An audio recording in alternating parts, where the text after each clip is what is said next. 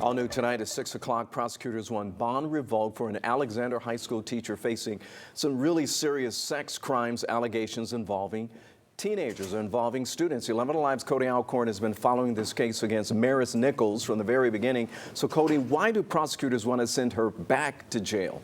Well, Ron, what was supposed to be a hearing Monday about whether Maris Nichols should get relief from some of her bond restrictions could now determine whether she stays out of jail at all. Now, according to this new court filing, prosecutors say Nichols repeatedly violated the conditions of her bond. Now, Nichols was first arrested in May. She was initially charged with 2 counts of improper sexual contact by an educator. A judge allowed her to post bond. She was ordered to wear an electronic monitor. She was also placed on house arrest. Court records show she could only leave her house for approved reasons. Those include work, church, court appearances, attorney visits, and medical appointments. But now prosecutors monitoring those records tell a very different story.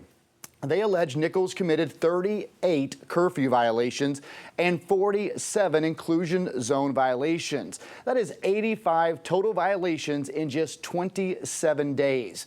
Prosecutors say she traveled to places like retail stores and fast food restaurants that were not authorized under her bond conditions.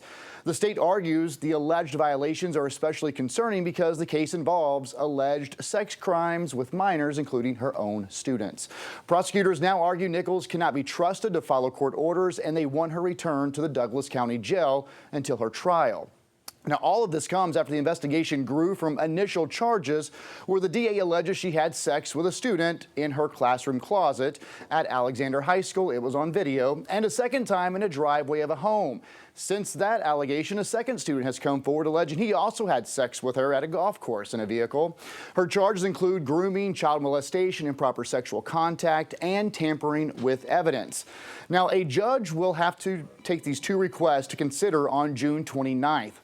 The defense wants to modify Nichols' bond conditions. The state wants to revoke her bond entirely.